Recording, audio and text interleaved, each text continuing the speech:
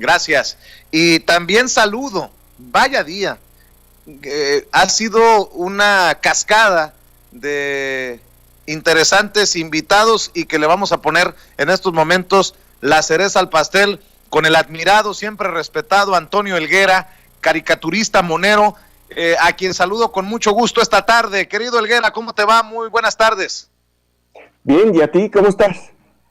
Pues aquí tratando de avanzar en este pantano de ruido, de desinformación, de golpeteo, de veneno y de mierda desde la oposición, en donde siguen muy interesados en contarle a la gente que perdió Morena y que ganó la oposición. ¿Cómo la ves, mi querido Antonio? Bueno, sí es sorprendente que la campaña de desinformación y mentiras no solamente fue previo a la elección, sino que inmediatamente después siguieron mintiendo, haciendo creer que habían ganado.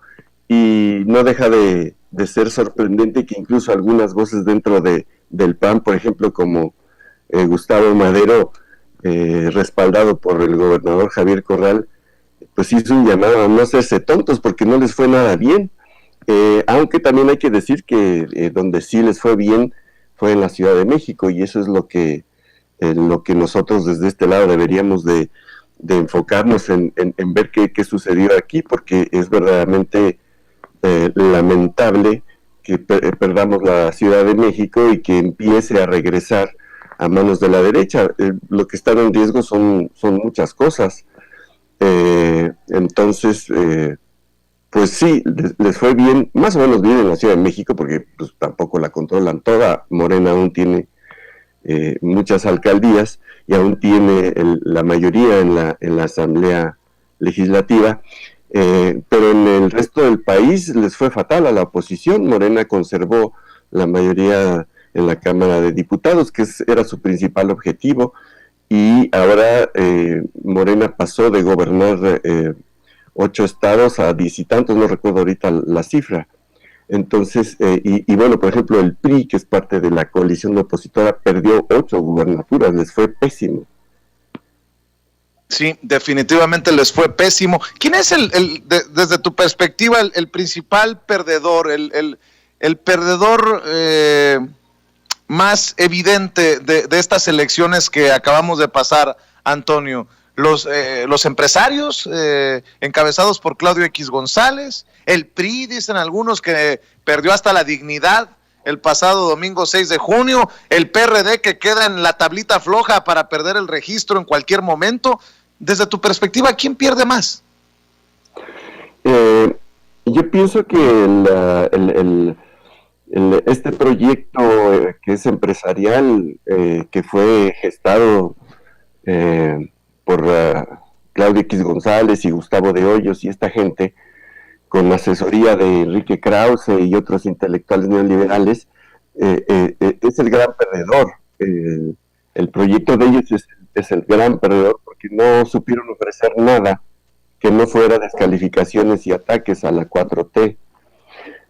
Eso en términos generales, pero sí creo que hay que analizarlo por separado. La Ciudad de México definitivamente sí perdió, ya no digamos Morena, sino los que salimos perdidos son los habitantes de la Ciudad de México con esta regreso de sobre todo de panistas, ¿no? ¿Tú sí ves la posibilidad de que regrese la derecha con fuerza a la Ciudad de México, o es un resbalón, pues no sé si hasta cierto punto normal, porque no puedo hablar de normalidades en la política? ¿Cómo entiendes esto? ¿Perdió Morena? ¿Fue un voto de castigo? ¿Contra quién fue el voto de castigo? Porque yo tengo datos de que el presidente Andrés Manuel López Obrador goza de una amplia aprobación entre las personas que son encuestadas por diferentes casas encuestadoras. ¿Cómo lo percibes, Antonio? Mira, yo creo que hubo un exceso de confianza. Vamos, empecemos por el hecho de que el partido como tal, Morena Ciudad de México, prácticamente no existe. Es casi un membrete, y que pues no hizo gran cosa. La operación electoral quedó en manos de individuos o de grupos políticos y no del partido, porque extrañamente y absurdamente el partido no existe en la Ciudad de México. Entonces, pues yo digo que la primera lección para Morena es que se debe de organizar y debe de estructurar Morena Ciudad de México en serio, porque no existe. Entonces, si no existe, ¿cómo va a ganar? ¿Cómo pretendes que gane nada si es prácticamente inexistente? Es realmente inconcebible, pero así es. Entonces no nos extrañemos de lo que sucedió, porque además también hubo gestiones de alcaldes de Morena bastante fatales, ¿no? Bastante malas, y si hay un voto de castigo, pues es para esos gobernantes que lo hicieron muy mal, y también hay un voto de castigo para los candidatos de Morena, que muchos eran muy lamentables. Entonces, la elección pues en la Cuauhtémoc la operó Monreal, pero para su propio beneficio, no para que quedara la candidata de Morena, sino que también es muy cuestionada, sino para que quedara una candidata incondicional de él. Y en muchas otras delegaciones la operación electoral quedó en manos precisamente de Dolores Padierna y de Bejarano. Entonces, pues así está difícil. Si no se estructura Morena en la Ciudad de México y se le hace un partido fuerte, no veo cómo pueda salir adelante en ulteriores elecciones. Entonces, por ese camino, pues sí, vamos a terminar perdiendo la Ciudad de México y va a regresar la derecha. ¿Cómo has visto también estas campañas que siguen? Como no les fue bien a la oposición, y bien decías, pensaste que se iba a terminar con las elecciones, continúa después de las elecciones esta campaña de desprestigio, de ridiculización, este discurso de López Obrador, dictador. Seguro estoy que viste cómo entrevistaba León Krause a Jorge Ramos. ¿Qué opinión te merece esto? Dice Jorge Ramos, México ni Venezuela, ni AMLO, Chávez, ni Maduro, y se tuvo que ir el cachorro con mucho respeto lo digo, con la cola entre las patas. A nosotros nos critican mucho, seguramente a ustedes también los moneros, por expresar su opinión en lo que publican. A nosotros nos critican mucho en las redes sociales porque no nos consideran verdaderos periodistas, dicen los que son verdaderos periodistas, pero hacen ridículos como el de León Krause. ¿Qué opinión te merece esto que hasta lleva al presidente Andrés Manuel López Obrador a burlarse la mañanera ayer? Bueno, no estoy seguro de que León Krause sea periodista realmente, se hace pasar por tal. Pero además, en esa entrevista, Ramos hace evidente lo absurdo de los argumentos, entre comillas, principales de esta gente, que es eso, que se encamina a una dictadura, que pretende reelegirse, que va a convertir esto en Venezuela. O sea, es tan absurdo que realmente no sorprende que, y mira que Jorge Ramos tampoco es muy confiable, pero por lo menos algo de sentido común tiene, y por lo menos no forma parte de esta campaña de descrédito y de mentiras. O sea, realmente, si quisiera convertirse en un dictador, López Obrador, pues no habría habido estas elecciones, simple y sencillamente, no habrían tenido los triunfos, pocos, pero que sí tuvo la oposición en estas elecciones. Es decir, te voy a decir donde sí hay un ejemplo de donde está surgiendo una dictadura, lamentablemente, y es Nicaragua. Ahorita mismo el régimen de Daniel Ortega está encarcelando a opositores a puñados, ¿no? Incluso sus antiguos compañeros de armas del ejército sandinista los está encarcelando. Eso es anular a la oposición, eso es imponerse en el poder para perpetuarse, y eso así se gesta una dictadura. Dime aquí quién ha sido detenido por ser opositor, a quién se le ha impedido participar públicamente, políticamente, mediáticamente, a nadie. Entonces, la idea de que es un dictador o que pretende ser un dictador y que nos va a convertir en Venezuela, es muy absurdo, y solamente lo cree gente muy desinformada y muy prejuiciada, que es justamente lo que el propio López Obrador acusa cuando habla de este sector de clase media aspiracional que se deja manipular fácilmente por este discurso de odio y de mentiras, pero vamos, es totalmente disparatado, o sea, no hay realmente ningún asidero a ese tipo de acusaciones. Así es. También el New York Times le entró a esto, publica una nota, muchos consideramos sesgada, para el golpeteo contra Marcelo Ebrard y Claudia Sheinbaum, sin tocar con el pétalo de una rosa a Miguel Ángel Mancera por el tema de la línea 12 del metro. Y lo que también desata esta nota del periódico New York Times, pues es un arrancan rumbo a al 2024 los aspirantes y los jaloneos. Dice que no se descarta a Ricardo Monreal, da su postura Marcelo Ebrard, Claudia Sheinbaum también. Dice el presidente Andrés Manuel López Obrador que lo que quieren los opositores es echarlos a pelear. Se destapa a Gerardo Fernández Noroña y ya todo va rumbo al 2024, aunque mucha gente piense que todavía falta mucho, pues ya literalmente estamos a la vuelta de la esquina cuando se habla de un proceso de elecciones presidenciales, Antonio. Bueno, sí no debería extrañarnos, ya hemos visto que algunos medios internacionales se han venido alineando contra la 4T y no es de extrañar. Ahí está The Independent, el País, yo creo que es el más activo, y el New York Times, que por cierto acabo de enterarme que incluso cambió al director de su oficina en México, se trajo, miren, ni más ni menos que al encargado de la oficina en Caracas, en lo cual me hace pensar que pues tienen intención de montar una campaña mediática como la que hacían justamente en Venezuela. Es decir, ellos sí quieren que en su fantasía o en su manipulación mediática hacer ver que esto se está convirtiendo en Venezuela. Es decir, lo que sí hay ahí es una escalada mediática donde participan Leoncito Krause y muchísima gente para redondear esta mentira. Por otro lado, bueno, sí, efectivamente se adelantó el New York Times porque el peritaje que la empresa noruega está o hizo sobre el tema de la línea 12 está a punto de darse a conocer.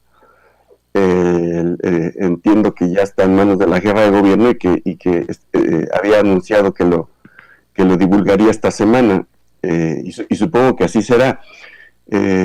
Hay que esperar a ver realmente qué dice ese peritaje,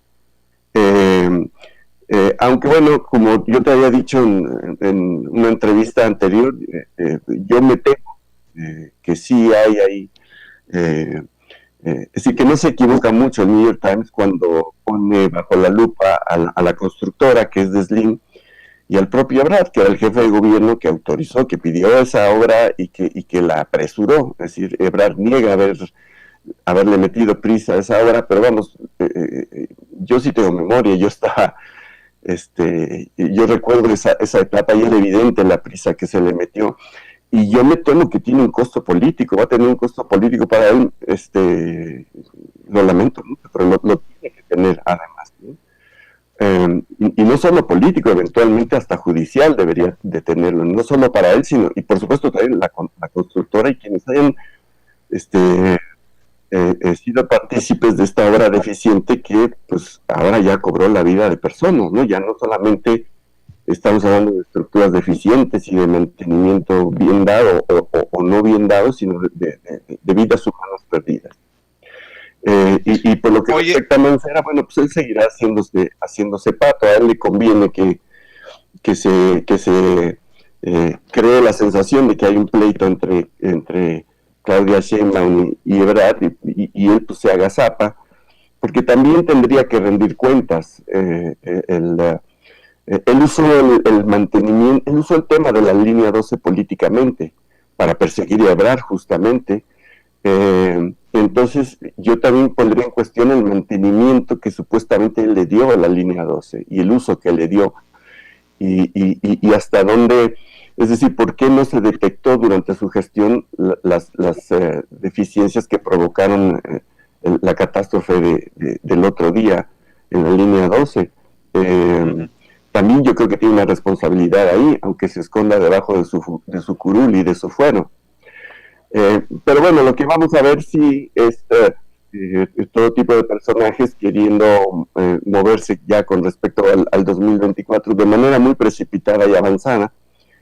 Acabo de ver también que Monreal salió a defenderse, que él no tuvo nada que ver con lo mal que le fue a Morena en la Ciudad de México y que él se apunta para el 2024. Bueno, obviamente también está aprovechando el desgaste al que se van a ver sometidos Claudia Sheinbaum y Ebrard por el tema del metro, para posicionarse él, pero vamos, la verdad es que se le ha señalado claramente lo que hizo él fue una traición, es decir, él impuso una candidata incondicional por la coalición de Va por México, y casualmente pues fue la que ganó la elección ahí en Cuauhtémoc. Entonces yo creo que no debería ser tan fácil que un personaje así diga, bueno, yo ya me voy preparando para el 24, no me descarto.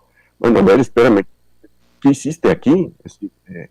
No puede salir con que no tiene nada que ver con lo que pasó en la elección. Oye, Antonio, ustedes mencionaste, pero bueno.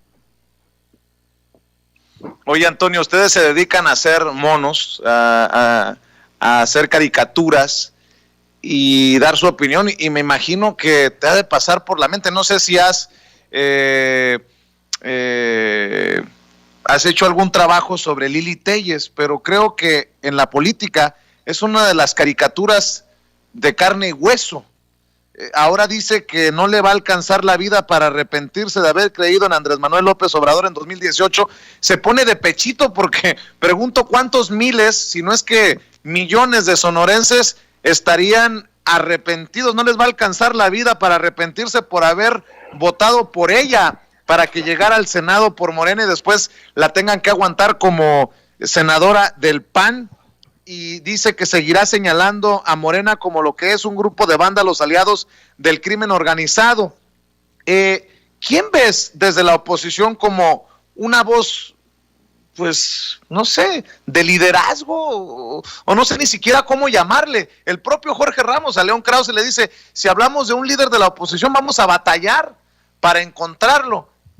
¿Se estará posicionando Lili Téllez para eso? ¿Le alcanzará o se quedará como material para ustedes en las caricaturas, Antonio? Pero es que ni siquiera, mi estimado, o sea, no van a pasar un cartón de ella. Yo sí llegué a dibujarla una vez o dos por ahí, pero por el tema de su oposición al aborto, cuando todavía estaba en la bancada de Morena, por ahí le hice un cartón, pero no da para eso, ni para eso. O sea, si me preguntas si yo voy a dibujarla estos días, pues no, hay temas mucho más importantes, es totalmente irrelevante.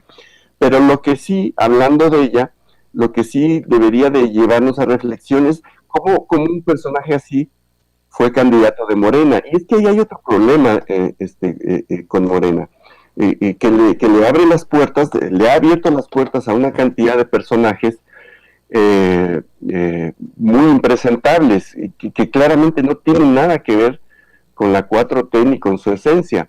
Yo entiendo que la falta de cuadros lleve a reclutar y a pepenar personajes que vienen de otros partidos y así, pero también debe haber un límite de sentido común.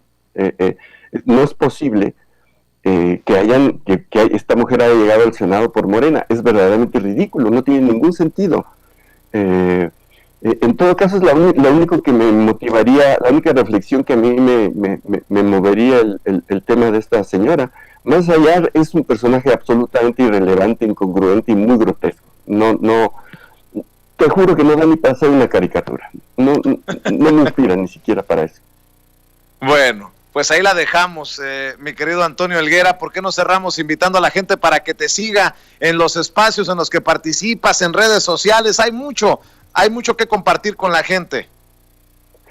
Sí, te agradezco mucho. Pues fíjate, lo que yo quisiera invitar a la gente es que buscara nuestro programa de Chamuco TV. Sale los domingos en Canal 22, pero y los martes en TV UNAM y los jueves en Canal 11, pero también se puede buscar en YouTube. Y la invitación no es para que nos vean a nosotros, porque realmente en este programa nosotros tratamos de participar lo menos posible. Lo que hacemos es invitar gente cuya opinión es valiosa y es importante y se debe de conocer. Son el tipo de voces que los medios tradicionales tienen bloqueadas y han tenido bloqueadas durante décadas. Gente que tiene mucho que aportar, análisis e información importante que dar, y es la gente que nosotros llevamos a nuestro programa para que se dé a conocer un punto de vista, un análisis profesional y muy estructurado, y del cual se conoce poco, por lo que dije, porque son voces bloqueadas en los medios tradicionales. Yo invitaría a que se busque nuestro programa, el Chamuco TV, en YouTube. Por ejemplo, hay entrevistas con Enrique Dussel, ese fue uno de los mejores programas que tuvimos, imperdible, ¿no? O con Armando Bartra, o entrevistas con periodistas que más allá de sus espacios también tienen cerradas, su voz no se amplifica porque los medios tradicionales pues ni de chiste voltean a verlos. Acabamos de tener a Arturo Cano en el último programa para hacer un balance bastante crítico, por cierto, sobre lo que estamos hablando, sobre lo que pasó en las elecciones y todo eso. Yo haría esa invitación, e insisto, no es para vernos a nosotros, es para ver lo que tienen que decir nuestros invitados. Muy bien, pues el Chamuco TV en YouTube. Y también, ¿dónde te encuentran en Twitter, Antonio? Elguera. Elguera. @Elguera, con H, por cierto, para que lo busquen. Sí. Antonio, yo te agradezco siempre tu generosidad. Dime. Nada que ver con el tipo que atropelló a unas chavas, ¿eh? Sí, vi ese caso. Sí. Qué triste. Sí, es un criminal, pero me encuentro con que lamentablemente trae mi apellido, pero nada que ver, ¿eh? Muy bien, pues te mando un abrazo, Antonio, muchas gracias por aceptar este espacio en Sin Censura y nos vemos muy pronto. Gracias a ti, saludos a todos. Cuídate.